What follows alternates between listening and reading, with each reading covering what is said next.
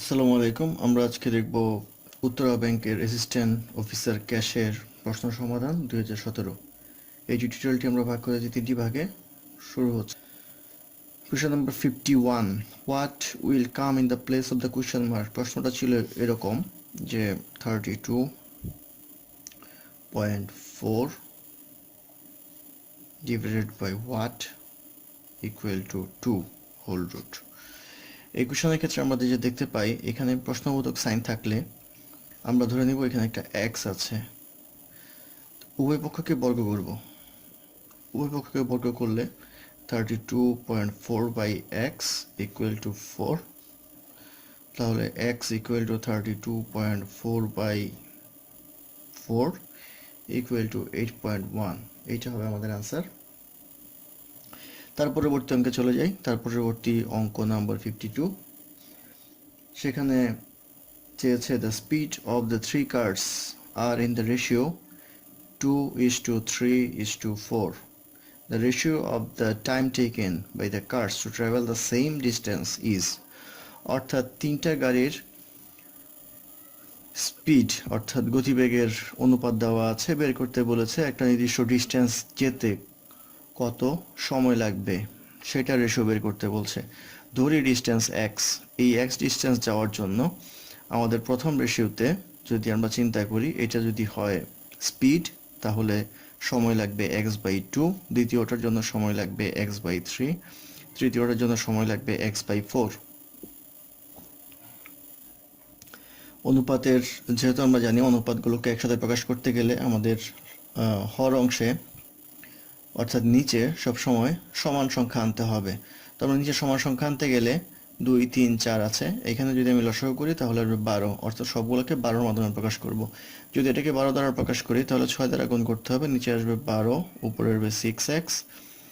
এটা যদি 12 করতে যাই তাহলে 4 দ্বারা গুণ করতে হবে, আসবে 12, এখানে আসবে 4x। তারপরে যদি আমি 12 দিয়ে 12 বানাতে চাই তাহলে 12 3x, অর্থাৎ 12 সব জায়গায় নিচে 12 থাকতেছে, সেই ক্ষেত্রে আমাদের অনুপাত আসবে 6:4:3। এটা হবে আমাদের আনসার। তারপর অঙ্কে চলে যাই। Complete the following series. একটা সিরিজ দেওয়া ছিল 9, 11, 15, 23, 39। এই সিরিজের ক্ষেত্রে আমরা যেটা জানি সাধারণত আমরা দেখব বিয়োগ করে কি হয়। 9 এবং 11 বিয়োগ করলে আসে 2, এটার বিয়োগফল আসে 4, এটা আসে 8, এটা আসে 16, স্বভাবত এর পরটা হবে 32, অর্থাৎ 39 প্লাস 32 যা আসে তাই হবে অ্যান্সার। এইটা আসে 71 হবে আমাদের অ্যান্সার। পরবর্তী অঙ্কে চলে যাই আমরা। তারপরের অঙ্ক যেটা ছিল ইন 4 ইয়ার্স, অর্থাৎ 4 বছরে টাকা 6,000 অ্যামাউন্ট ইজ 6,000 অ্যামাউন্ট হয়ে গেল 8,000 টাকা। In what time at the same rate will টাকা 525 অ্যামাউন্ট টু 700, অর্থাৎ 4 বছরে 6,000 টাকা 8,000 টাকা হলো বেড়ে এখন জিজ্ঞাসা করা হয়েছে একই রেটে 525 টাকা 700 টাকা হবে সেম রেটে। তাহলে এইটা রেটটা লাগবে আমার। এইখানে টাইম চাইলো, টাইম ইকুয়াল টু হোয়াট, আর এখানে থেকে আমার রেট বের করতে হবে। রেট বের করতে হলে আমাদের লাভ কত হইলো? লাভ হইলো 8,000 থেকে 6,000 বিয়োগ লাভ থাকছে 2,000।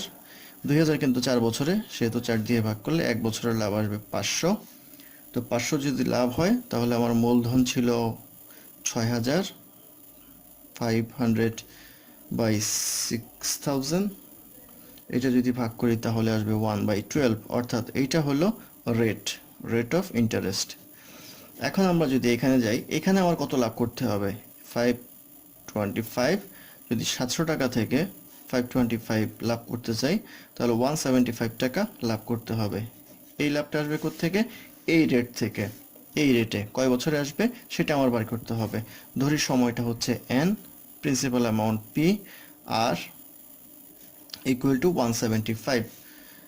n এর মানটা আমার জানা নেই, p এর মানটা এখানে হচ্ছে 525, 525, রেট হচ্ছে 1/12 ইকুয়াল টু 175।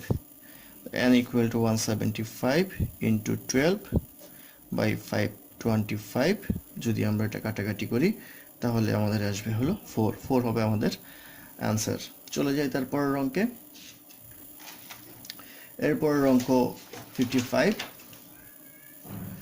ABC আর the three partners, they all together invested টাকা 14,000, তারা 14,000 টাকা ইনভেস্ট করলো in a business. At the end of the year A got টাকা 337.5, বি গট টাকা 1125, সি গট টাকা 637.50 as a profit. প্রফিট হিসেবে তারা এই টাকাটা পেল। What is the difference between the investment of B and এ?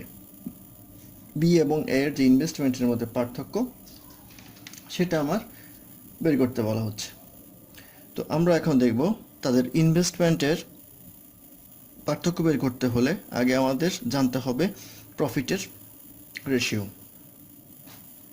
প্রফিটের রেশিও আমরা যদি প্রত্যেকটাকে 37.5 দ্বারা ভাগ করি, এটাকে 37.5 দ্বারা ভাগ করি, এটাকেও 37.5 দ্বারা ভাগ করি, তাহলে এখানে আসবে আমার 9, এখানে আসবে 30, এখানে আসবে 17। তো সাধারণ রাশি যদি x ধরি তাহলে এটা আসবে। এই প্রফিটটা হচ্ছে আমার এই রেশিওতেই আমার মূলধনটা ভাগ হবে। সেখানে আছে 14,000, এইটা যোগ এইটা, অর্থাৎ x এর ভ্যালু বের করতে হবে এখান থেকে।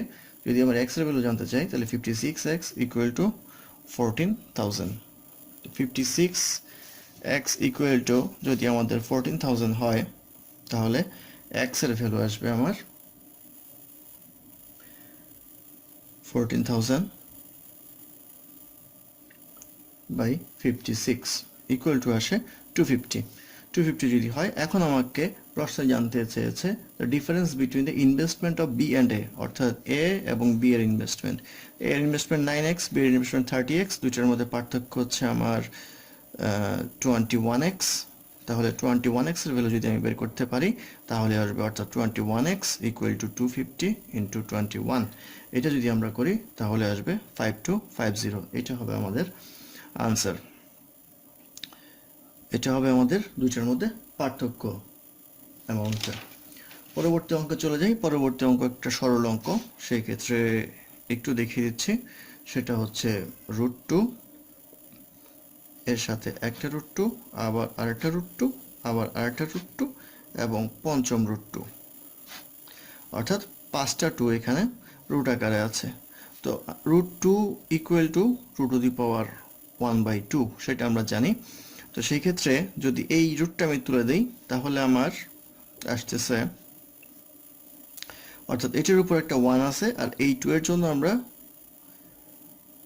√2 লিখবো, 2 তাহলে এই রুট হচ্ছে এইটা, তারপরের রুট, তারপরের রুট, তারপরের রুট, অর্থাৎ আগে ছিল 5টা, এখন হবে 4টা। এটা যদি করি আমরা পাবো 2^3/2 যোগ করলে তার উপরে রুট আসবে। এবার একটু সংক্ষেপে বলি, এই √2টা যদি আমরা রুটটাকে যদি বাদ দিতে চাই তাহলে এটা আবার 2^3/2 ইন্টু 1/2, অর্থাৎ 2^3/4 এমন আসবে। তো এরকমই আমাদের আস্তে আস্তে করতে হবে, করতে করতে আমাদের শেষ পর্যন্ত অ্যান্সার আসবে 2^31/32। আশা করি আপনারা পারবেন অঙ্কটা। তার পরবর্তী অঙ্কে চলে যাই। পরবর্তী অঙ্কে বলা আছে find the average of all numbers between 6 and 34 which are divisible by 5, অর্থাৎ 6 থেকে 34 এর মধ্যে যেগুলি ডিভাইসেবল বাই 5, অর্থাৎ 5 দ্বারা বিভাজ্য এমন সংখ্যার গড় বের করতে বলা হয়েছে। তো এমন সংখ্যা কি কি আছে? আছে 10, 15, 20, 25, 30, আর নাই। যেহেতু এখানে 5টা সংখ্যা গড় বের করতে বলে আপনারা সবসময় মনে রাখবেন বেজোড় সংখ্যক সংখ্যা যদি হয় এবং সেম ইন্টারভেলে যদি হয় তাহলে তাদের গড় হবে মাঝখানের সংখ্যাটা, অর্থাৎ 20 হবে আমাদের অ্যান্সার এখানে। এটা ক্যালকুলেশন করেও দেখতে পারেন অথবা এইভাবে বের করলেও পারেন। তার পরবর্তী অঙ্কে চলে যায়। তার পরবর্তী অঙ্ক নাম্বার 58, যেটা খুবই সরল অঙ্ক। 0.5 ইন্টু 0.5 যোগ 0.5 ডিভাইডেড বাই 5। তো আমরা জানি ভাগের কাজ আগে, তারপরে গুণের কাজ, তারপর যোগের কাজ। ভাগের কাজ আগে হওয়ার কারণে এইটুকু আমরা আগে করব, আর এইটুকু করব, যোগটা পরে করব। এটা গুণ করলে জানেন 0.25 প্লাস যদি 0.5কে 5 দ্বারা ভাগ করি তাহলে আসবে 0.01, এটা যোগ করলে আসবে 0.35। এটা আসবে আমাদের অ্যান্সার। এই হচ্ছে আমার এখনকার মতো প্রথম পর্ব শেষ। আমাদের চ্যানেলটি দেখতে থাকুন এবং সাবস্ক্রাইব করুন।